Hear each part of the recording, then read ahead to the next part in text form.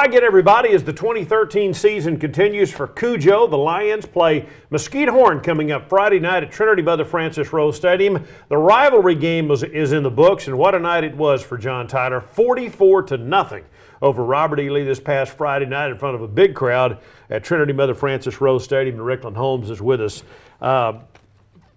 Just what did that game feel like? I mean, just to everything to have it go as well as it did, especially early in the game to build up that kind of lead. Just what did that feel like? It just lets you know that our team is getting better each week. Yep. From week 1 to week 2, now to week 3, just to see the progressive, improvement in the team is what I've been always looking for. In week 1, in week 2, and now in week 3, and to come out and basically almost put a total game together and come out the way that we came out, that feels pretty good. Now, obviously, Lee didn't mean to fumble, but the key is once they did turn the ball over, your guys took advantage of those turnovers, and that's to your credit. Oh, most definitely. It's one thing that I talked to them about after the Lufkin game. It was a lot of things that we done wrong in that Lufkin game, and when you play teams that are of that caliber, they're going to capitalize on your mistakes, and that's what we was able to do last Friday night against Lee. We just capitalized on some of the mistakes that they made. What was the biggest area of improvement that you saw in that game? Obviously, a lot of things went right, but what was the biggest area of improvement you saw?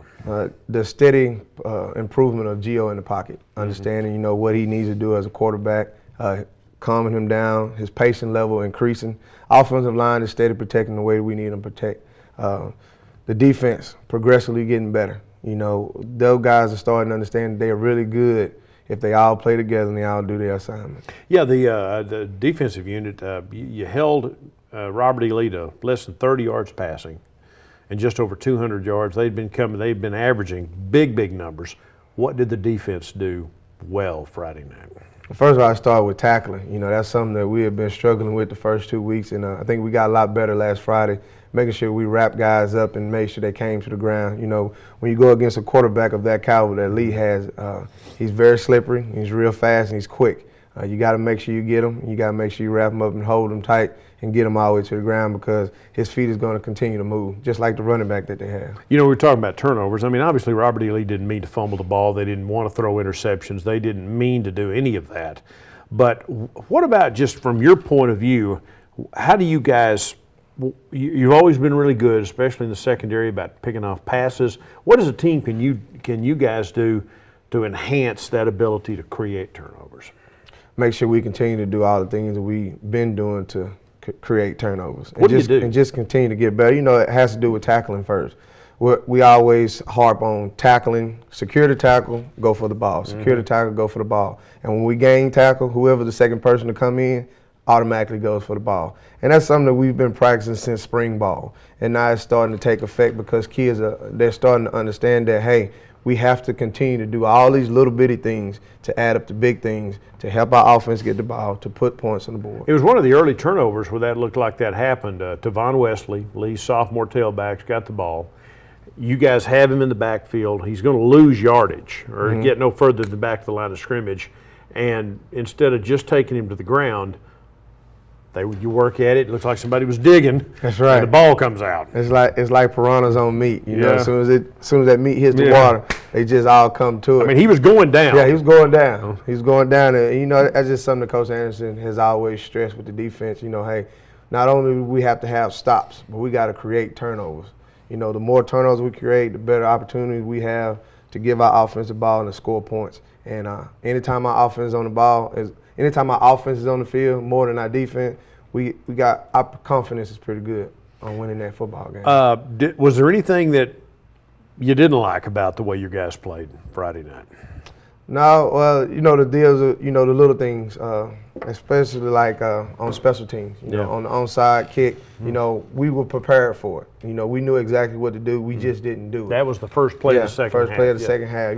It's little things like that that could end up coming to hunt us later on down the road that we need to make sure that we take care of now. I'm glad that we got the snapping situation under control. Yeah. Our special team still has to stay consistent on field goal and PAT block, making sure that we give our great kicker enough time to kick the ball and put points on the board. Yeah, how good is that young man? He's really good right now. As long as he gets the snap back there and it gets down and we protect, he's going to put it through the upright. Jose Perez is his Jose name. Perez. And then you got another kicker, Luis Duran, who's doing the kickoffs and the punting, right? Yes, yes. And, you know, Luis averaged, I think he averaged like 49.5 yards on each per punt. Right, okay. He punted twice, and one was 40-something, the other one was 50-something. And, you know, that kid right there, same thing with protection on him. As long as we get the snap back to him, it's not over his head. We hold him long enough for him to get it off his foot. It's going to be a good punt. All right, who was now Kenny Holmes was your deep snapper, right? Yes, he's our deep snapper now. He's also our starting center on offense. So we put a little bit more pressure on him. And as you can see, he responded well. Yeah. He's done a great job for us. And he get it back there. It's safe. It's on time. And we able to do what we need to do. All right, as far as Gio McAllister, did the numbers, I mean, he may be the player of the week in East Texas for what he did this week. Just what he did, the pocket presence and everything, how well did he play? He played great, and then he showed the rest of Texas that, you know, not only is he 6'2", 200 pounds, but he can run. Yeah. You know, he broke for 80 yards against a very fast rivalry league defense. So with his presence in the pocket last week, with him being able to connect on some deep balls, some shallow balls, and understand that, you know, hey, once that pocket breaks down, I don't need to take that sack. I need to get out and try to at least make something positive happen out of a negative, and he's understanding. I'm not sure who made the tackle, but there was an effort play during that game. I think it happened the first half. Bryce Wilkerson, Robert E. Lee's very fast slot receiver, runs. It was one of our safeties. I don't know if it was Greg. Yeah, but he's gone. I mean, and there's very few people in Texas can catch him. He's a very fast guy, but one of your guys did, and you already had a big lead at that point. It would have been easy, you know. Well, okay, whatever. Yeah. But one of your guys ran him down. Yeah, that just shows the heart that we have. You know, Anderson always, you know, he stresses with the defense. You know, every game must be a goose egg. You know, and he wholeheartedly believes in that. And as the game was progressively getting closer and closer towards the end, he just kept letting them know, hey, we're getting closer and closer to accomplishing that goal, fellas. Let's not let up. Let's make sure we do it. And that's where the effort came in at, because them guys was thinking probably in the back of his head, we can't let him get to the end zone, because as soon as we get to the sideline, Coach Anderson going to rip us up. So. But they made the play. You know, the Cowboys had a play like that in their season opener against the Giants following an interception. Kid ran the interceptor down at the 1 yard line. Turned out to be a big play. I mean, that's a habit that you can develop now. And now the game was not in doubt Friday night, but there may come a time later on in the season when the game would be in doubt, and to run out a play like that, and to expend the effort to do that tells you a little bit of that could serve you well at some point. It's going to serve us well later on down the road, and that effort right there is what we always preach to the kids. You know, 100% effort is what we got to give, whether you're 100% ready, you're 100% not ready.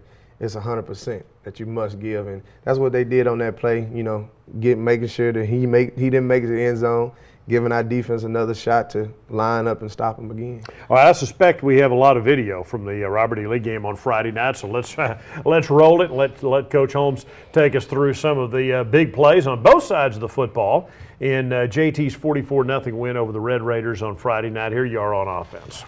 That's right. Here is this is Jeremy Wilson. Yeah, to Jeremy Wilson, and great blocking on behalf of the line and the receivers at the edge. You know, all he needs is a crease.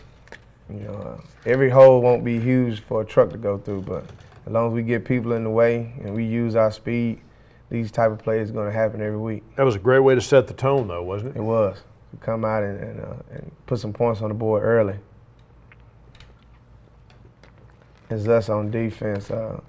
We had a defensive player of the week, Darius Amy. I mean, he had an outstanding game against Lee. Here's one of them, right? Several sacks. And there's the strip, right? That's Isaac Warren coming in on the tackle from the corner position.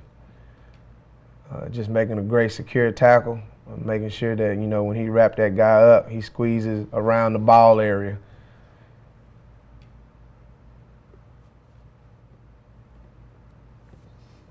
And then we're able to capitalize and get the ball in the offensive hand. More defense. That's Darius Amy right there. I think Darius is a senior, is he not? Yes, he is. He's a defensive end, outside backer. He plays both of them during any course of the game. So.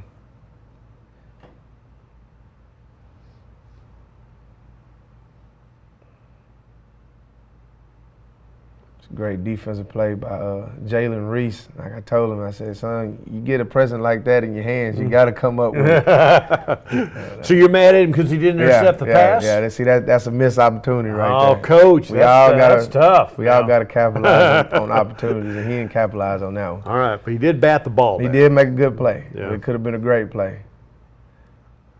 Here's Gio. Just presence in the pocket, understanding where he is on the field, and finding an open receiver. This is Nick Kane right here. Nick had a nice night. He did. He had two important drop balls that I kind of harped on him about. Okay, all right. That's just some more missed opportunities right there. But, you know, other than 2 drop balls, he had a pretty good game against Lee. Again, he's a junior. Yeah, he's a junior. So that sets you up with a first and goal, and I think you went ahead and tacked. I think we tacked on 3 points. 3 points on that one. Yeah, and then we getting ready to kick off, and tell you what, Luis Duran, we call him Sambo. He is getting great at these pooch kicks. Mm-hmm. You know, he gets them up good and high, and it makes some guys have to make a decision. You know, are we gonna fair catch this? Or are we gonna try to catch this and make something happen? You know, you talking about 15, 16, 17-year-old kids, they always don't make the right decision. So we put them in that predicament to make that decision. Now, and you're okay with those yellow shoes that he's got on there? Oh, yeah, they're yellow and orange. I bought them. So you bought them? Yeah, I bought them, so I know that they're okay to wear. Now, what's the deal with the, is that what he wanted? Is that what Well, you know, it was something I asked them, you know, what kind of shoes they would like. And they picked out a kind that they liked, and I wanted to get something for them that, you know, basically let them know, hey, these are the kickers. Kickers, okay. These are the kickers. Make them special, right? Make them special. All right. Because they are a special part of the special teams. And they the special teams play there on the fumble recovery. That's right. Set you up. Put it back in the offensive hand. Tell them go make some plays. Gio is deceptively fast and has some great moves to be as big as he is. You know, well, he just takes those long strides, right? He's covers moving a lot quicker. of ground. Yeah, covers a lot of ground. A lot of ground. I mean, that's just like the quarterback we faced last year, Denton Guy. You know, didn't look like he was that fast, but he was covering ground. He was moving, right? man. He was covering a lot of ground real fast.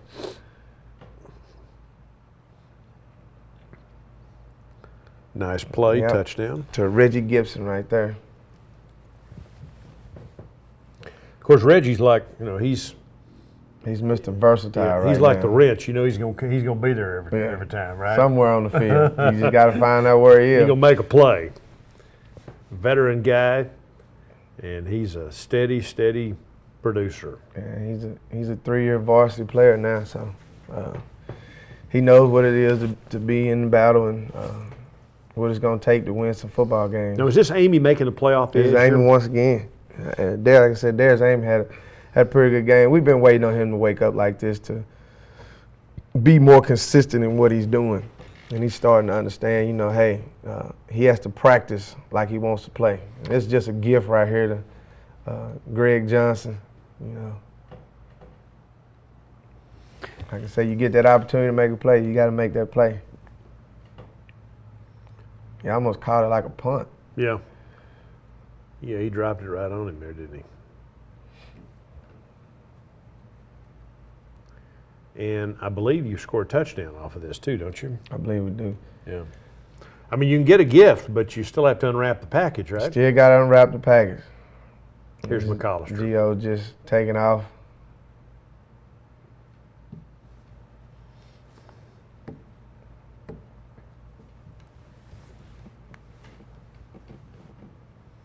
That's a nice run.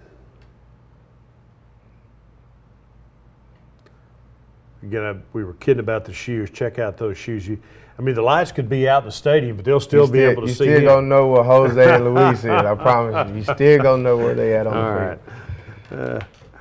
Yeah, we know who the kickers are. All right, so here you're kicking off, and I think you're going to force another special teams turnover here, aren't you? Yes, we will. You know, these two guys have started to become, you know, one of our weapons that we're able to use. Not just like Reggie is on offense or Amy is on defense. You know, we got 2 other guys that help us out on special teams. They do some real good things for us.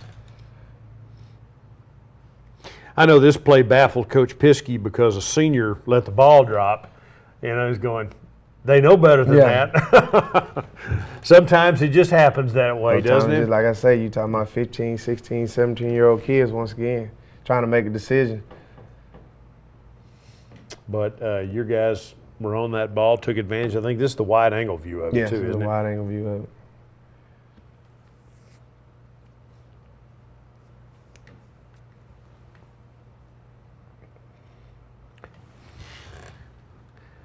This pooch kick is very popular now. Talk about why. Because, like I say, you know, with the height that it puts on it and the short distance that it goes, it gives your kickoff team the opportunity to get there much faster. And with them being in their face that fast, like I said, you got to make a decision. Either fair catch it or try to catch it and make something happen. The most important thing to do is, and we tell our guys is when they pooch to us is, hey, fair catch that ball. Just make sure you catch it. Yeah, right. Just don't give them a short field. Yeah. But this screen pass worked very nicely. Yeah. This is the new school scat right here. Scat right. That's really not a screen pass. He kind of threw that further downfield, didn't he? Just dump it off to the side. All right. And, So you call that scat? yeah, that's the new age scat play. All right. And here's a touchdown. To Reggie Wilson. I mean, Jeremy Wilson. Yep, 15-yard pass. That's his second of the night. He caught one, ran for one.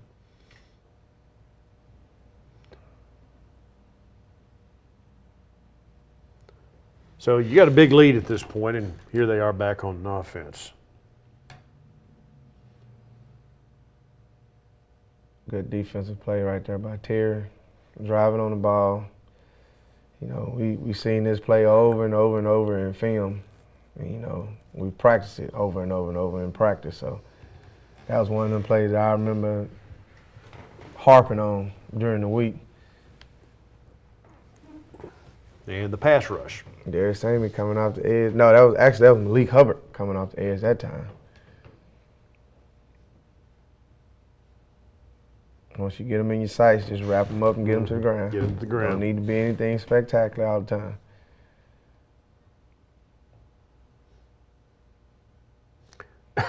This right here was just it was a bad play on their part because I really don't think the back knew where to go, or the quarterback didn't know where the back was going. So that'd have to be a bad feeling. You ever play quarterback?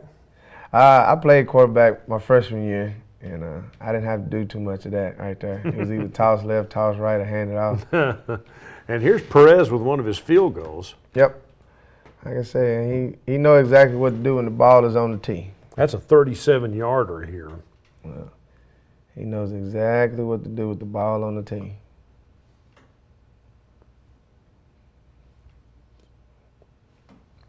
So at halftime, that's early third quarter. That was in the early part of the third quarter there. It was 31-0 at the half. Back on defense again. And as a unit, they're playing really solid. You know, everybody's understanding exactly what they need to do and why they are doing it. And that's what's helping us get better each week, being a little bit more dominant on the defense side of the ball each week. Wider angle view of this running play to give you an idea of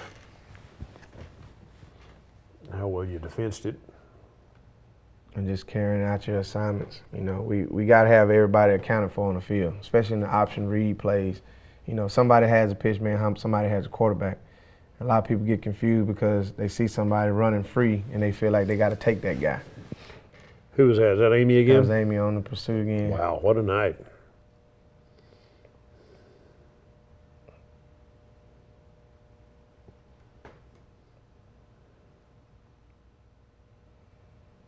You know, Amy's pretty fast to be a defensive end. You know, and him coming off the edge the way that he's starting to become, it's going to put a lot of pressure on a lot of different quarterbacks during the remainder of this season. And you're going to use him both as an end and a linebacker, right? Yes. Yeah. He's not as tall as Tyus Bowser, is he? No, he's not as tall as Tyus. This is one of our young sophomores returning a punt. Call him Dun Dun. Yeah. Tavia Gross. Yeah, Dontavian Gross. But he's going to be a special player, man, for us for years to come. This year and the next 2 years. 'Cause he has an understanding of the game that most sophomores, young men his age, don't have. And I think Pisky and them have some sophomores over there that have that type of mentality, like the quarterback and the running back. Yeah. Those guys are going to be real special.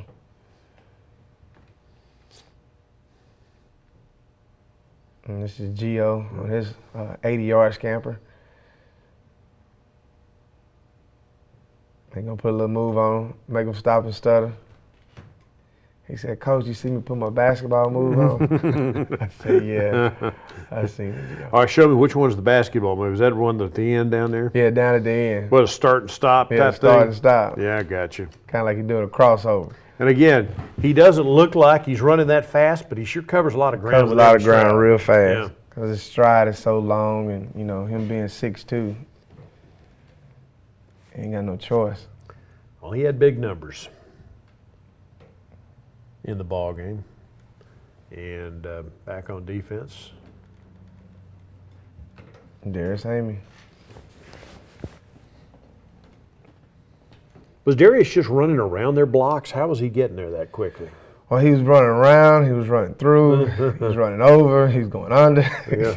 I think Amy was pretty much doing everything. He was. He had a night. heck of a game. It was amazing. Now we got some guys. We got Nick Kane at the quarterback now, handing the ball off to another good sophomore, Quaylen Brown. This is late in the game. We get some other guys in the game so they can get some varsity experience and let them know what it is to play on Friday, because we're going to need those guys later on down the line. We're going to hand the ball off here to Quaylen Brown again, and this is him going across the edge. Like I told you, you got to keep your feet, son. Can't let the turf monster get you.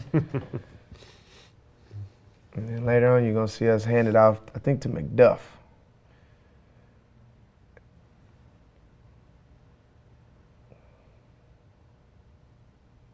That's Nick Kane right here keeping the ball.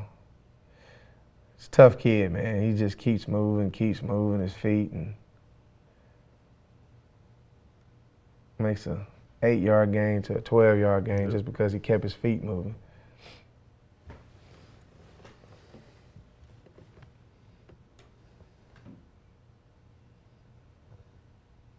Yeah, Nick, of course, plays wide receiver for you. 44-0 was the final score. Games like that, once they're over, what do you tell the guys? Do you take the good stuff and then you kind of have to put it aside and, we knew you were good, but you're not that good? Do you tell them that? Well, what you do is you do what we done since week 1. Find out all the stuff that we done good. Let's get better at it. Find out all the stuff that we didn't do so well at, and let's improve on it. Let's not make those same mistakes. And after a game like this, that's what you have to do with these kids. You have to let them know, hey, week 3 is over with. Now it's time for week 4. Now we have to get ready for Mesquite Horn, and that's what we're going to start doing now. This is your next to last non-district tune-up, but by far and away the toughest of the last 2. Almost definitely. Mesquite Horn beat Duncanville this past week. They're a 5A, and they're considered to be one of the favorites in District 12 5A, aren't they? They really are. And right now, the way they're playing outstanding right now. They have a very athletic quarterback that know how to get the job done. Yeah. Have a couple of receivers that he can get the ball to, when he doesn't have to use his feet to make some plays happen. But on the defense side of the ball, they're very solid. They have a great secondary, and they know how to cover. What do you remember about last year's game? You beat them. That was a nice one to get, too, when you beat them last year. What I remember about last year versus watching them now is their whole offense has changed. Their whole philosophy has changed. They went more into a spread offense versus what they ran last year with the old coach. New coach. Yeah, the defense is pretty much the same. They're still going with the same front and the same secondary scheme. They just have some better athletes back there this year. And I think that's what's improving on their playmaking ability back there. How far have you come in these 3 weeks? From week 1 with the mistakes that you had against Lufkin, week 2 you win against Lancaster, but you make a few mistakes there, still win the game, and then last week you pitch what looked like not a perfect game, but pretty darn close. Just steady improvement. Kids are starting to understand, hey, we can be just as good as Coach said that we can be if we start and continue to do the things that he harps on, the little things, hustling, effort. Those things right there, when you tie them together, is what makes a disciplined football player, that makes a great football player later on down the road. Did we see Gio McAllister grow up Friday night, you think? Yes, and you're going to continue to see Gio improve and grow as the season progresses. He's still not to the point to where we need him to be right now. He's getting close to it, along with the rest of the team. They're still all not there yet, but they're getting closer to getting there. How are the JV and freshman teams doing? Freshman team is very dominant and outstanding right now. We got some kids down there that could possibly, as the season go on, you just never know. And then the JV squad, they're going to struggle because most of the guys that would be playing JV are those sophomores and those juniors that could possibly play at that level. We took them away from there, because we need them on Friday. But they're still playing hard. They're practicing even harder. And they're going to start winning some games. They hadn't won any yet, but they're going to start winning some. And again, you're talking about depth. I mean, there's a possibility, especially the freshmen. What would be your, especially when the playoffs come around, you pull some of those kids up? Oh, yes, most definitely. Bring them up to the. And that's why you got to have them play as much football as possible right now, so they can start getting acclimated to the flow of the game and understanding what we need to do on offense and the defense side of the ball. What do you just talk about what you expect this week? I mean, you're home. Thank goodness again. In fact, your next 2 weeks you're at home. Almost definitely. That has to feel good. But what do you look for on Friday night from Horn? I look for them to come out and do exactly what they've been doing the first 3 weeks. Being able to run the ball, being able to pass the ball. Defensively, coming up with some big stops and putting their offense in a position to score some points. On special teams, they're very consistent in what they do on kicking off the ball. They've also adopted the pooch kick. So we got to make sure our guys are disciplined enough to know, hey, guys, just catch the ball. Let's start our offense right here. Injury-wise, how'd you come out of the game? Injury-wise, we're pretty healthy right now. We didn't get to play Friday with Rodney Bendy. He had a procedure that he had to take care of last week, and he'll be back this week. All right, so he'll be back. So you're pretty much, knock on wood, you're still pretty healthy. Yeah. And I plan on staying healthy the rest of the week. Just how excited was the group?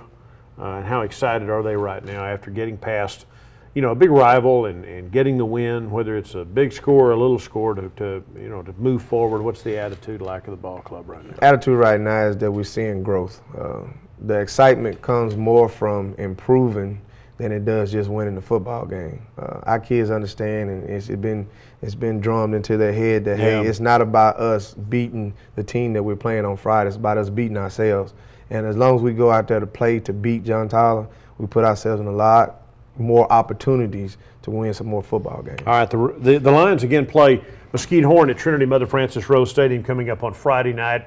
And then the following Thursday, Tigres, Mexico is in for the final non-district game. So 2 more games at home over the course of the next 2 weeks, and a chance to see the Lions. They're coming off that win over the Robert E. Lee Red Raiders, 44-0, and they need and deserve your support this week against the Horn Jaguars, 7:30 Friday night at Trinity Mother Frances Rose Stadium. For Coach Holmes, I'm Bill Coates. Thanks for joining us.